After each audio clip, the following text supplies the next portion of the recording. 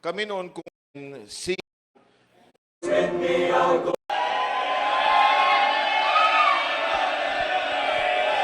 Amen. Tayo po lahat ay tumayo. Tumayo na yung iba, umupo uli. Buksan po natin ang ating mga Bible, Judges chapter 16. Basahin po natin the last part in verse 28 down to verse 31. Judges 16, verse 28 down to verse 29, or 31, should I say. Ang sabi po ng Bible, verse 28, I read verse 28, you read verse 29. And Samson called unto the Lord and said, O Lord God, remember me, I pray thee, and strengthen me, I pray thee, only this once, O God, that I may be at once avenged of the Philistines for my two eyes. Verse 29.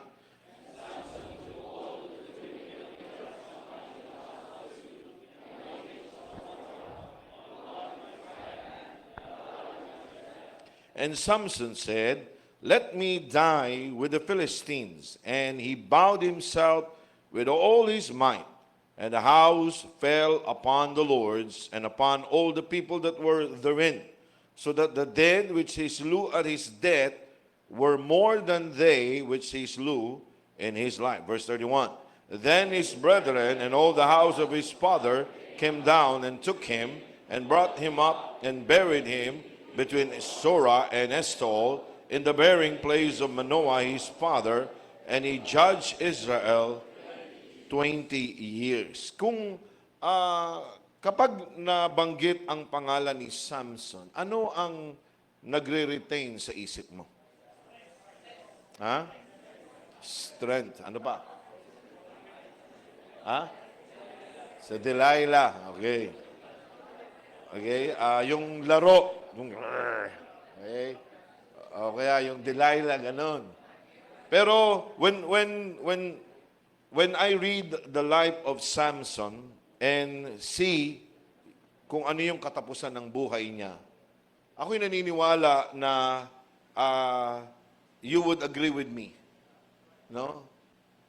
What a wasted opportunity. Don't get me wrong. Wala ho tayo sa maaring sa kalingkingan ni Samson. Doon sa mga na-achieve ni Samson. Pero ako'y naniniwala, may kalooban ng Diyos sa kanyang buhay. At maraming pagkakataon sa kanyang buhay ay nag-overseed siya doon sa mga batas ng Panginoon na hindi naman niya dapat yung mga boundaries. Lumagpas siya sa mga boundaries. May kausap po ba ako? Tandaan po natin, hindi ibig sabihin tayo ginagamit ng Panginoon. We are exempted na yung mga boundaries, yung mga laws, yung mga batas ay babaliwalain natin. Yes, we know we can be used of God, pero maraming mga wasted opportunity. Maaring hindi pa magtapos ang kanyang buhay in chapter 16. And maaring hindi magtapos ang kanyang buhay sa pamamagitan na ganito. Di ba?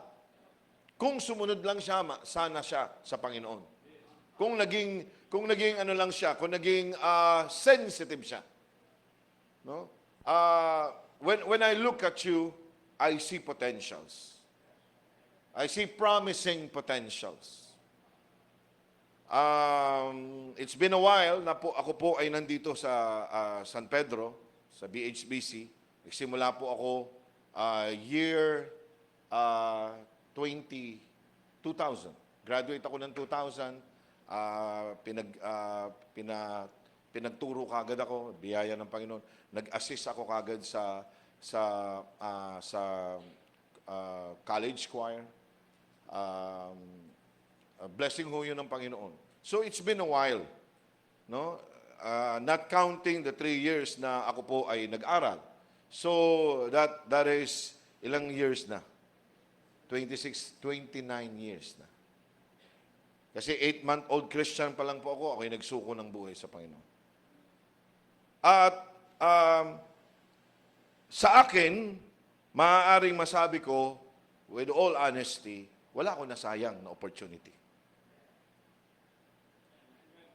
May kausap po ba ako? Hindi ko sinayang yung oportunidad na makapag-aral. Wala akong ibinagsak. 3 years na yung di ba ma'am, 3 years pa lang noon. 3 years, hindi ako nagpa-unload. Kaya lang naman kayo ina-unload ay kasi hindi nyo mapagsabay-sabay. Yun lang po yun. At nasasayang nyo yung panahon. Kami noon, kung kaya pa namin mas-squeeze, sabi nga, full load, gagawin namin para mapabilis namin yung pag-aaral. Na hindi naman nababaliwala or anong tawag doon, nako-compromise yung pagtuturo. Ang ibig kong sabihin, mga kapatid, maraming mga opportunity ang binibigay ng Panginoon sa atin. Don't waste it. Don't waste. Don't be a washout because you wasted God's opportunity. This is not man's opportunity. To be in this college is your opportunity. God-given opportunity. Don't waste God's opportunity. Panginoon, i-bless you po ang inyong salita na mahayag. I am good for nothing without you. Please empower me. Empower the preaching, the lesson. Pagpalain niyo po ang mga nanonood via online sa BHBC portal. Salamat po, Panginoon, sa mga estudyante, face-to-face. At salamat po sa faculty. Panginoon, salamat po sa aming pastor, Dr. Ed Laurena. Thank you for his love. Thank you for the ministry of BHBC na patuloy na nag-harness ng mga estudyante ng kanilang panawagan para po sa inyo. In Jesus' name I pray, amen. You may be seated.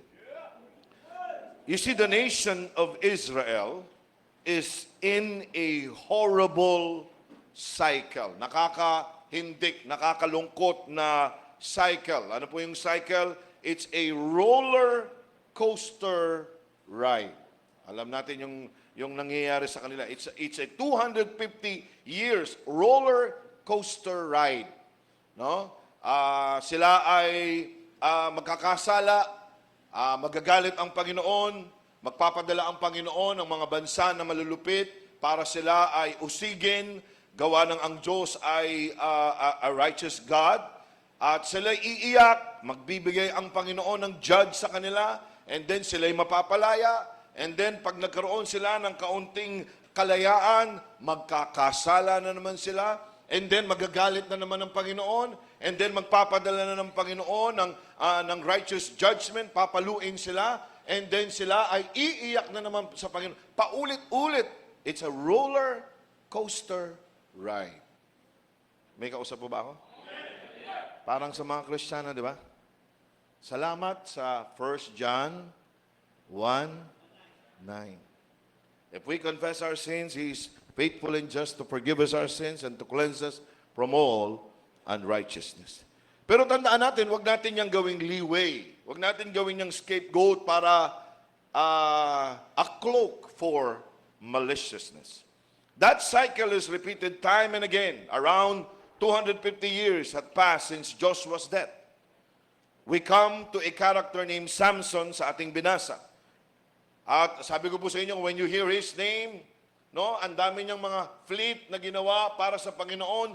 Pero dahil sa pagbagsak niya kay Delilah at sa katigasan niya ng ulo, na mismo ang kanyang mga magulang ay pinakain niya ng honey doon sa carcass ng lion na pinatay niya, na sa tagal ay nagkaroon ng honeybee. May kausap po ba ako? Imagine mo, pakainin mo yung nanay mo, tatay mo, alam mo namang mali. Abomination yun sa kanila. At siya ay hindi pa pwedeng kumain ng ganun sapagkat siya ay Nazarite. He has a Nazarite vow. pinangako siya ng kanyang mga magulang sa Panginoon. Imagine niyo yung mga, alam niyo yung mga kapilyuhan, kasutilan, na pinapayagan natin na mag-proliferate sa ating buhay, mag-accumulate sa ating buhay, at minsan hindi natin napapansin, yun na ang ating ibinubuhay. May kausap po ba ako? Kasi nakakawala ka. Di ba? Ilang beses na dinaya niya si Delilah, at ilang beses na sinabi ng Bible, tinanggal niya lang, inalis niya lang, as if walang nangyari. And on the last time, mga kapatid, akala niya ay ganun pa rin ang mangyayari nung in-school niya na, yung nasa puso niya na hindi pa ako naaahitan, hindi pa ako napapapunta sa barbero, hindi pa ako nagugupitan ni Leo. Wala pa si Leo nun. So nung in-school niya na, inilagay niya na yung puso niya at ginupitan siya, nakalbo siya, naging usher siya, yun, nawala na ang kanyang kapangyarihan. At sabi niya, gagawin ko pa rin yung ginawa ko dati. He wished not that the Spirit was departed from him. Nakuha niyo? Gawa ng kasutilan niya. Gawa ng akala niya, ganun pa rin ang mangyayari. You see? Kaya mahalaga, mga kapatid, na maunawaan natin ito. There are many folks who are modern day Samson. Folks, Bible student, graduates with so much potential for being used of God mightily. But one reason or another, they have wasted their lives. Tonight, I want us to consider Samson and look at what led up to his becoming a washout for God. Naghamit siya. Pero mga kapatid, hindi dapat maaga siyang mamatay. Imagine mo, maaga siyang namatay. Nawala. Pwede pa siyang maaring makapag-establish ng, kung ngayon, makapag-establish ng malaking Baptist church at umidad siya ng 70 years old, 80 years old, 90 years old. Meron po ba akong kausap? Pero maaga siyang namatay, nawala. Gawa ng mga bagay po na to. And we hope one of us here tonight ay magsabi, I don't want my life to turn out like Samson. Gusto ko ma-reach ko yung full potential ko para sa Panginoon. Imagine mo, Bible student ka pa lang, first year Bible student ka pa lang, nag-quit ka na. Hindi ka ba umaabot sa thesis, nagka-misis ka na? May kausap ko ba ako? Kasi ang gwapo mo eh. Ang cute mo. I don't want words like, he wasted it. She wasted it. Sayang, pwede siya maging choir conductress, pwede siya maging choir conductor. Merong isang young graduate pa lang. Sinabi sa akin ni Pastor kung ano yung plano niya dito sa young graduate na ito. Pero alam nyo, bago masabi ni Pastor sa kanya, nasabi niya ni Pastor sa akin na ito, ang plano ko sa kanya ay hindi talaga kalooban ng Diyos. May ginawang kalokohan. Nang dagit pa ng sayang. Matagal na po yun. Ang ibig ko pong sabihin, mga kapatid, huwag niyong sayangin ang opportunity ninyo. Maganda ang plano ng Panginoon sa buhay niyo. Maganda ang plano ng mga pastor niyo sa inyo. Amen? Amen? Kung tayo lang ay magiging maingat. You see, in this chapter, the Lord has given us clear, specific principle to help us avoid ending up just like Samson. Tingnan niyo po, mga kapatid. 1 Chronicles 12, verse 32. 1 Chronicles chapter 12, verse 32. 1 Chronicles 12, verse 32. Nandiyan na po ba kayo? 1 Chronicles 12, verse 32, the Bible says, and of the children of Israel, Issachar, which were men that had understanding of the times, to know what Israel ought to do, The heads of them were 200, and all their brethren were at their commandment. Tingin po kayo sa akin. Tandaan niyo mga kapatid, ako'y naniniwala, etong si Samson ay nabuhay sa kapanahon ng maraming pwedeng magturo sa kanya. At alam niya yung time na kung saan ay peligro, yung oras, yung kapanahunan na nandun siya. Pero hindi niya sineryoso. Number one, Samson wasted his life because he did not recognize the seriousness of the times. Alam nyo, maraming mga estudyante, hindi nila nakikita ang urgency ng time. Hindi nila nakikita ang value ng time. Hindi nila nakikita yung kapanahunan ngayon na kung saan, sabi ng Bible, perilous time shall come. Dangerous time shall come. You see, Joshua died. Sabi ng Bible, as long as Joshua was alive and as long as those who served with Joshua were alive, the people served the Lord.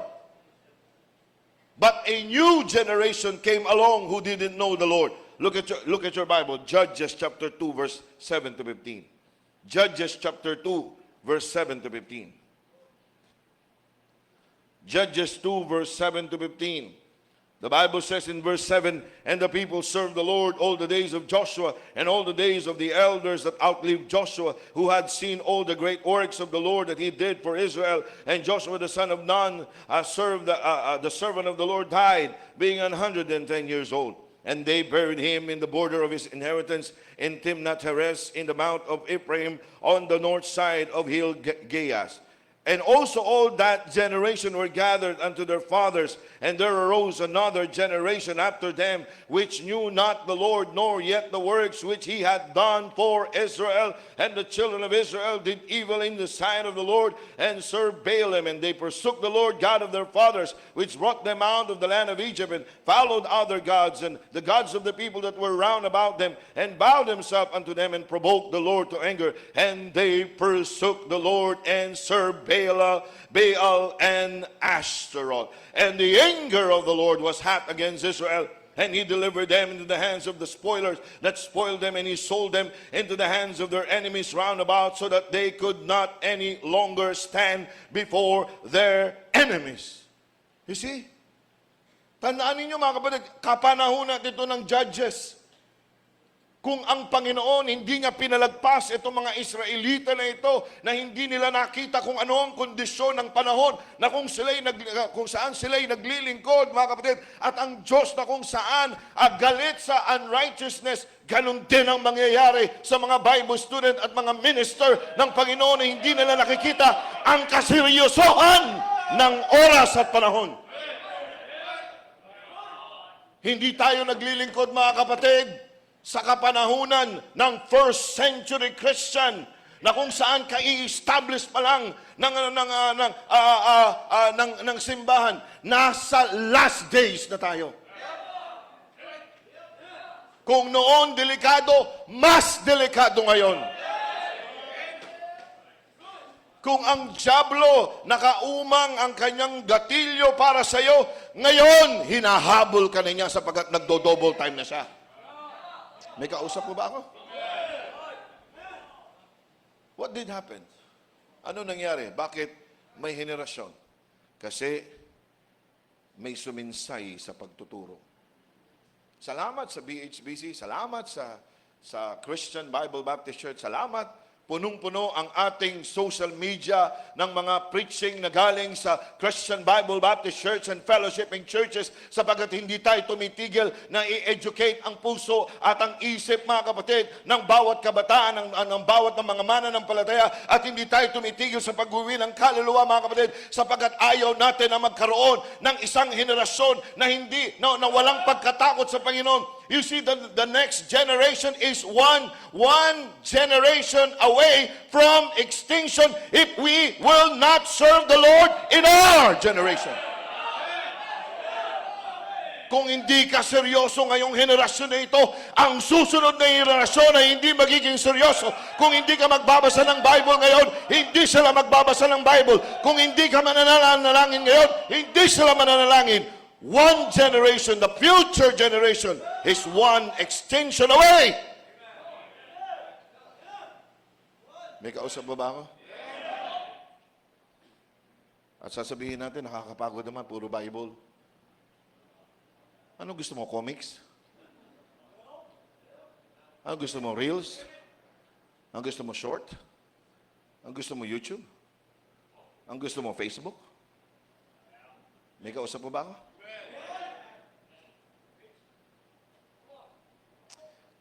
The parents failed to communicate their faith to their children.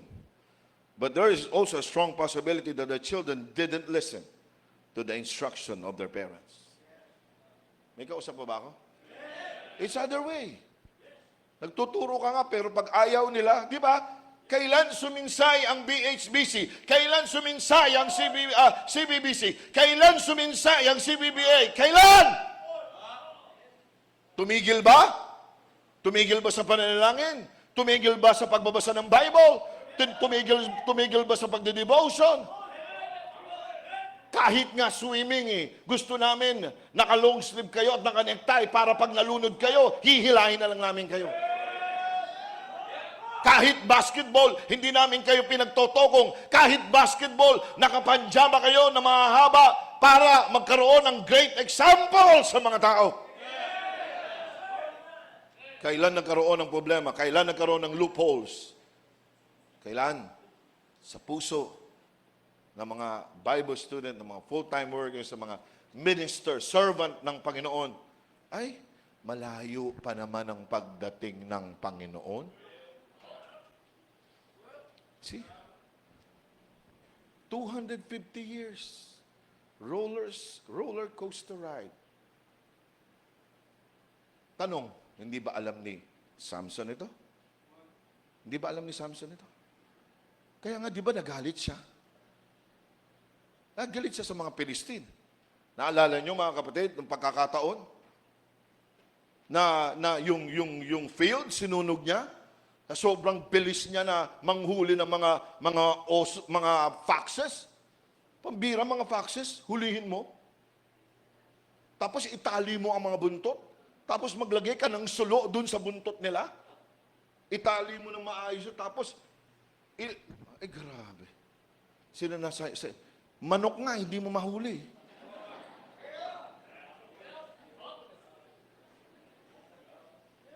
Naalala nyo nung nadaya siya ng kanyang ng kanyang napangasawa at nagbigay siya ng riddle at hindi nila mahulaan at nakipagpustahan sila. 'Di ba? Naalala nyo? Pumatay siya ng 30 ng mga Pilisteo at pinagkukuha niya ang mga garments at ibinigay niya doon. Sabi niya, kung hindi nyo pa nilansi yung aking baby love, hindi nyo makukuha yung answer. Di ba, Mr. Batukan?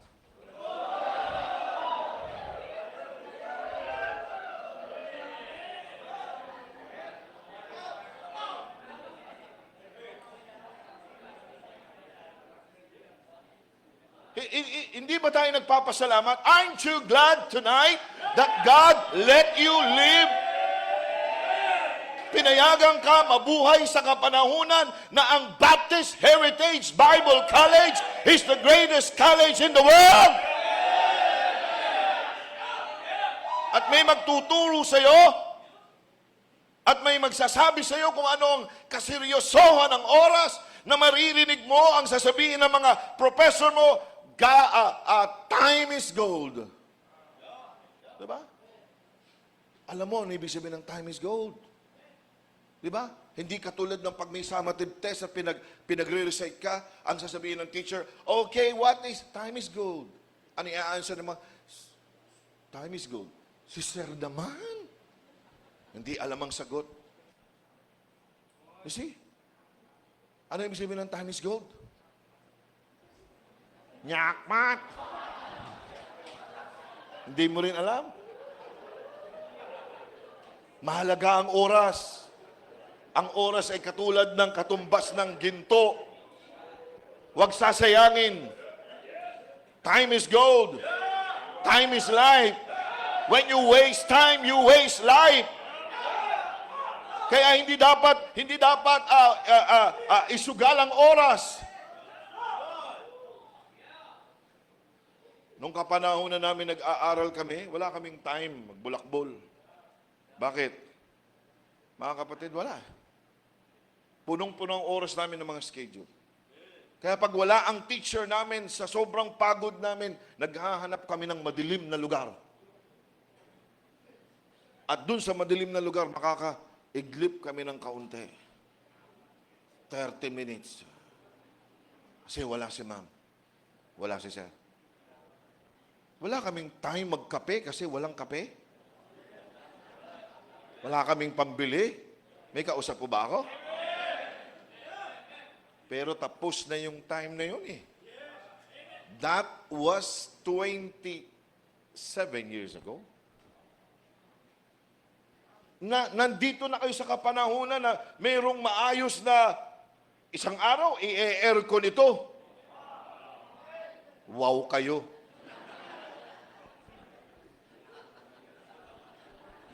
Ngayon nga, nakakatulog pa kayo eh. Eh lalo pag may aircon yan.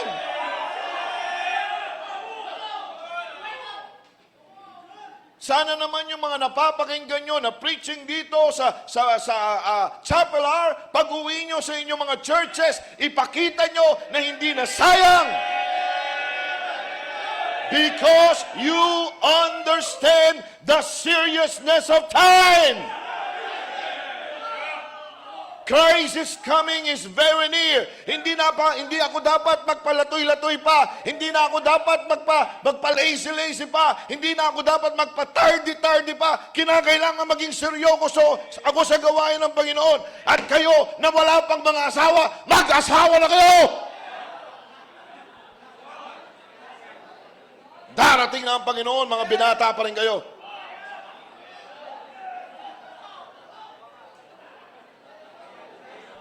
Hindi kalooban ng Panginoon na kayo ay makaranas lamang ng marriage supper of the Lamb.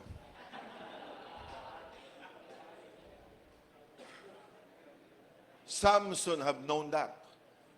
He knows time is limited. Marami kaming kaaway. Alam niyo, di ba, papalit-palit ng mga judges. Alam niyo yun eh. Dapat maunawaan niyo yung oras, kaseryosohan ng oras. 4 years lang kayong ititrain. Ilang years lang kayo sa church ninyo. Pag kayo ay sinend out na kailangan, huwag kayong magsasayang ng oras. Imagine niyo, ang iba sa inyo, sasayang ng oras. Pupunta dito, nag-commute kayo, imbis na matulog kayo, at napahiga kayo at kumalat ang trucks. At sabi ng pasahero, Sir, ito po yung trucks nyo. Simpleng paraan ng Diyos ng kaligtasan.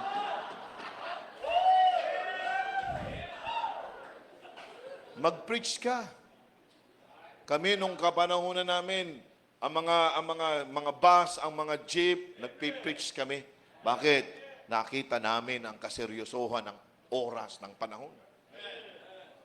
Secondly, why he wasted the opportunity? Because number 2, the Samson wasted his life because he failed to benefit from the spiritual influence God placed around him. Una, hindi niya nakita ang kaseryosohan ng panahon, ng oras. Ikalawa, he failed to benefit from the spiritual influence God placed around him. Binigyan siya ng godly parents. His parents were learners. Verse 1 to 8. Manoah's wife was barren. You see, when God wanted to do something wonderful, He often used a barren woman. He did it with Abraham and Sarah. He did it with Elkanah and Hannah. He did it with Zacharias and Elizabeth. He did it with Joseph and Mary. the angel of the Lord came to give them some wonderful news. Manoah's response was to pray that God would send his messenger back to teach them. God answered his prayer. Verse 9 and 14. You see? They were learners. Yung kanyang mga magulang. They were respectful.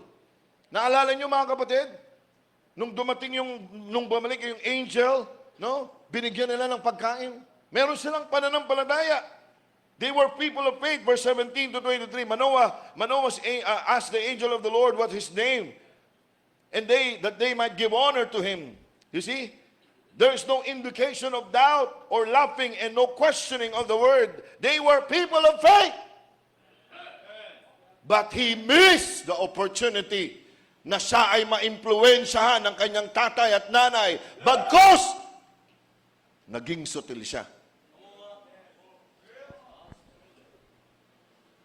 Kayong mga anak ng pastor, huwag niyong sayangin ang oportunidad na lumalaki kayo sa isang simbahan na maayos. Kayong mga full-time workers, huwag niyong sayangin ang pagkakataon na kayo, nandyan si Dr. Ed, nandyan ang mga great men of God, nakikita nyo silang magpaawit, nakikita nyo silang mag-song lead, nakikita nyo silang mag-Bible study, nakikita nyo sila mag-counsel ng mga tao, nakikita nyo sila mag-lead ng area, nakikita nyo sila mag-lead ng mga tao at mag-counsel sa kanila. Don't waste the opportunity na ikaw ay surrounded ng great men of God. May kausap mo ba ako? Ang nakakalungkot, ang iba pa sa inyo, gusto nyong makaranas na makalabas. Ano kaya ang pakiramdam na wala sa pangangalaga ng aking tatay? Walang mangyayari sa iyo.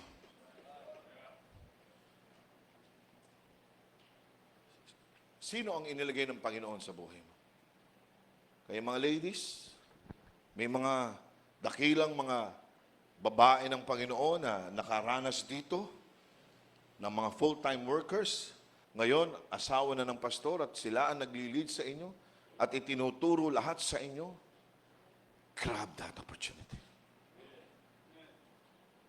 Sapagkat isang araw, aalis kayo sa lugar.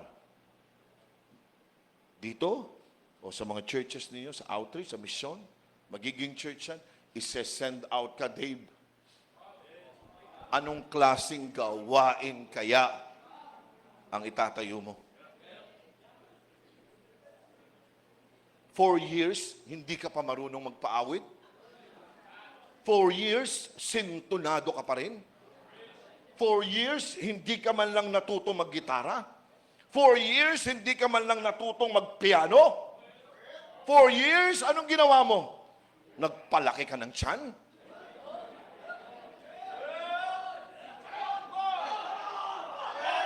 Kaya sabi ko sa mga estudyante ko, lalo sa preparation, wala pang nakagraduate, malaki ang tiyan.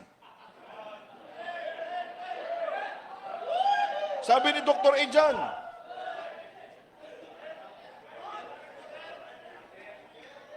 bakit mga mamas boy kayo, mga papas boy kayo? Nandiyan ang kapatid ko. Wala yang ipinadadala na weekly, monthly na allowance. Tinuruan akong tumayo sa sarili kong paa. Enough na naturuan niya ako sa talyer. At yun ay malaking investment na sa buhay ko. Ang iba sa inyo, tumatanggap 3,000 isang linggo. Ang tindi mo, Chong!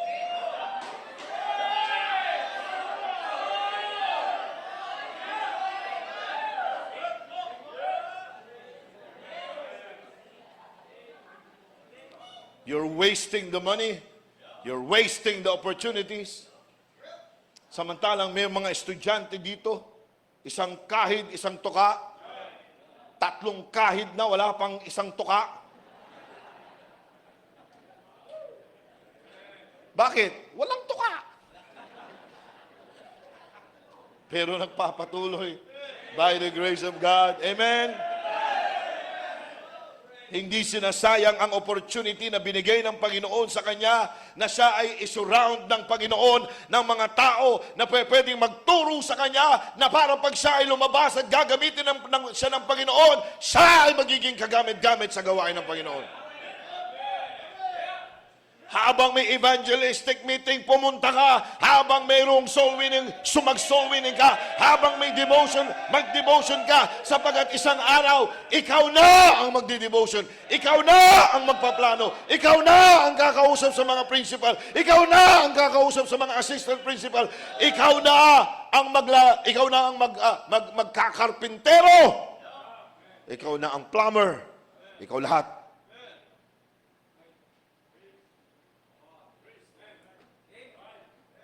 At hindi mo sasabihin, kawawa naman ako.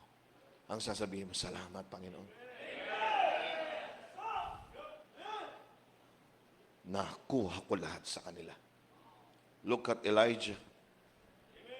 He passed it to Elisha. Look at Moses, he passed it to Joshua. Look at Apostle Paul, nakuha ni Timothy and Titus. Ikaw, ano nakuha mo? Ang sabi lagi ni Pastor Ed, get what you can get. And can what you have gotten. Kayanin mo ang mga nakuha mo. Sabi niya, kuhanin niyo ang pwede niyo mako. Nakita ko si Ma'am Michelle. Kinuha ko.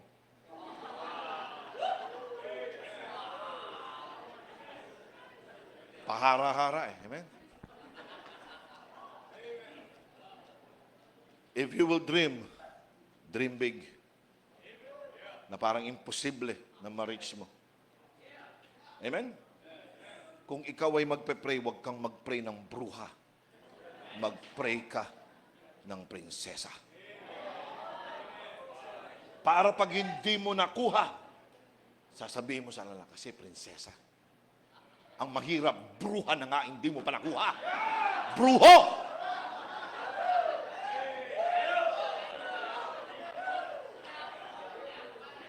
See? Are we learning? Are we paying attention? Kayo ba'y nagsusulat? Ninonote nyo ba ang lahat ng mga tinuturo ng inyo? Ini-a-apply nyo ba? Because one day you will stand, and when you will stand, people will learn, people will listen, and God will use you in a very mighty way. Samson failed to benefit from godly influence of his parents. Diba, sayang? Imagine mo, galing ka sa Christian Bible Baptist Church, San Pedro, Laguna, tapos wala ka man na-build na ministry. Number 3. He didn't let the Holy Spirit accomplish His divine work. Alam natin, ang banal na Espiritu noon, mga kapatid, ay nag-i-empower. Hindi siya nananatili. He didn't let the Holy Spirit accomplish His divine work. In the Old Testament, the Holy Spirit came upon people for specific tasks. Samson's unusual gift and abilities were a direct result of the blessing of the Holy Spirit of God. Samson knew that, at least intellectually. And nararanasan niya. He knew that the Holy Spirit of God had set him apart for the divine work. He knew the Holy Spirit of God had a work to do, both in the nation of Israel and in the surrounding pagan nation. Pero hindi siya nagpasakop fully.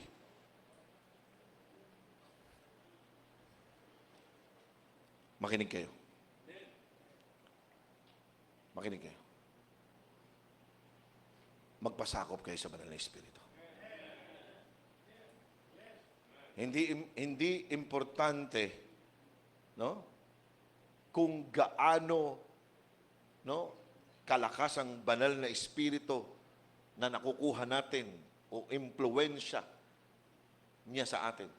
Ang tanong, gaano kalaki ang impluwensya ng banal na Espiritu sa buhay mo? May kausap po ba ako? Ikaw ba'y nagpapa-impluensya sa Banal na Espiritu? Yung mga decision mo ba ay impluensya ng Banal na Espiritu? Ba't ka naliligaw? Ba't ka nagpapaligaw? Ba't hindi ka gumagawa ng assignment? Ba't hindi ka gumagawa ng project? Bakit pa late-late ka? Bakit pa cute-cute ka? Hindi ka na parito para sa anumang bagay. Narito ka para makita ang paggawa ng Banal na Espiritu sa iyong buhay. Amen? Sabi ko sa inyo, darating ang panahon, sino mga fourth year sa inyo? Pakitayo nga mga fourth year sa inyo.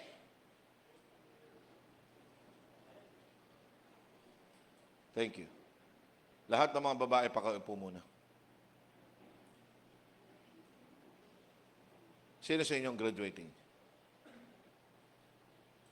Pakiupo nga ang hindi graduating.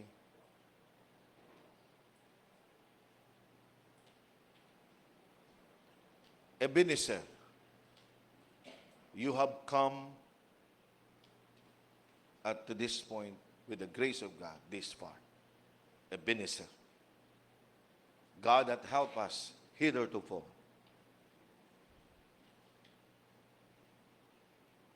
Huwag niyong sayangin ang impluensya ng Banal na Espiritu sa buhay niyo. Isang sem na lang, magmamarcha na kayo. Sana pagkatapos niyong magmarcha, 1 taon internship.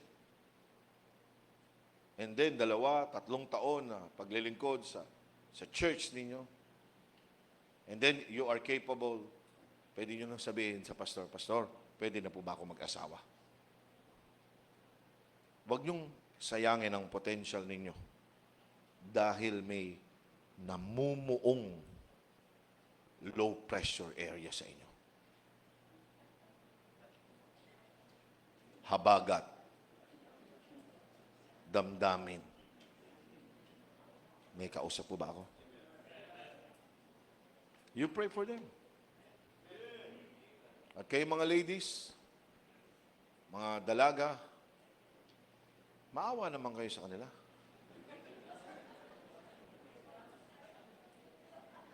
Hirap nagtiis yung mga yan eh. Di ba? Maghintay ka pag sila'y fully equipped na. Amen? Pag fully equipped na. Ikaw, Nelson, may asawa ka na ba? Wala pa? Naunawaan ko naman. Salamat nga, hindi ako naging babae. Palakpakan po natin sila.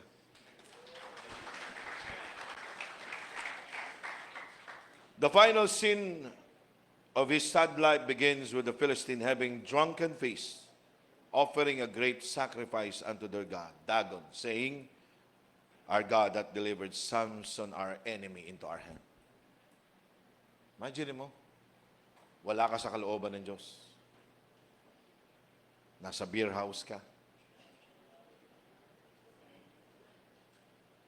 Kayo mga ladies, imbis na ang napangasawa nyo, graduate ng Bible College, nakapag-asawa kayo ng drunkard, Maginoo medyo bastos.